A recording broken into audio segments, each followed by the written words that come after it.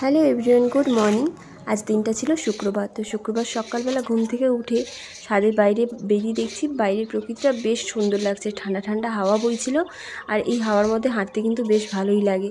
তো আমি একটু সকালবেলা হাঁটাচলা করছিলাম। এই সময় হাঁটাচলা করাটা কিন্তু শরীরের জন্য খুব ভালো, আর ব্যায়াম করতে পারলে তো আরও ভালো। আজ যেহেতু উঠতে একটু দেরি হয়ে গেছিলো, মানে প্রায় 6:20 মতো বেজে গিয়েছিলো, তাই উঠে আর ব্যায়াম করিনি। আমি একটু হাঁটাচলা করে নিচে গিয়ে দেখলাম উঠোনটা তখনও ঝাঁটানো হয়নি, বাকি সমস্ত কাজ মা করে রেখেছিল, তাই আমি উঠোনটাও ঝাঁটিয়ে নিলাম।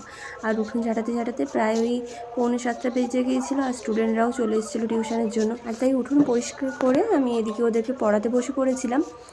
আর এইখানে দেখো বাবা আর মা, সামনে তো পুজো আছে বলেছিলাম বাড়িতে, যার জন্য এই যে গাছগুলো সব অনেক বড় বড় হয়ে গিয়েছিলো, সেগুলোকে কেটে এরকম লাইন করে সমান করছিল।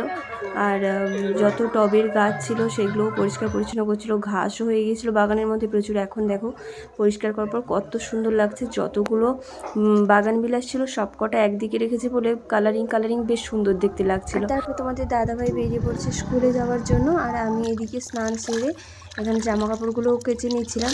অনেক কটা জামা কাপড় ছিল, ভালো করে কেচে ধুয়ে সেগুলোকে মিলে দিলাম। তারপরে নিয়ে বসেছিলাম একটু ফল। সকালে ব্রেকফাস্ট করেছি, সেটা তোমাদের সাথে শেয়ার করিনি। আর এখন নিয়ে বসেছি 2-3 রকমের ফল। তারপর দেখি হঠাৎ করে বাবা ডাকছে বাইরে আসার জন্য। তো বাইরে এসে দেখলাম ভূমিকম্প হচ্ছে, যার জন্য জলের মধ্যে সব থেকে বেশি বোঝা যাচ্ছিল। এই দেখো জলটা কতটা ওঠানামা করছে, মানে অনেক দিন পর এরকম জলকম্প দেখলাম এত জোরে হতে। তো তোমরা কে কে দেখেছো অবশ্যই কিন্তু কমেন্টে জানিও। তারপর দুপুরে লাঞ্চ করতে বসে পড়েছি। ভাত, পটল ভাজা, তার সাথে ছিল উচ্ছে ভাজা, এখানে রয়েছে মুগ ডাল দিয়ে, আর তার সাথে ডাঁটা দিয়ে ডাল, আর একটা ঝোল রয়েছে। তারপর বিকেলবেলা ঘুম থেকে উঠে তোমাদের দাদাভাই আমাকে ডাব খেতে দিল। ডাব খেয়ে তোমাদের সাথে একটা জিনিস শেয়ার করবো বলে রেখেছিলাম।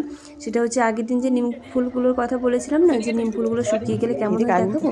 এই দেখো এত সুন্দর হয়েছে, এগুলো সারা বছরের জন্য কিন্তু হয়ে যাবে আমাদের। আর রাতের ডিনারে আজকে বানিয়েছিলাম পরোটা, ওই পেটাই পরোটা, মিষ্টি দোকানের মতো বাড়িতেই বানিয়েছিলাম। আর তার সাথে ছিল পটল আলুর তরকারি। তো আজকে ভিডিওটা কেমন লাগলো অবশ্যই জানিও। দেখা হচ্ছে পরে একটা ভিডিওতে। টাটা।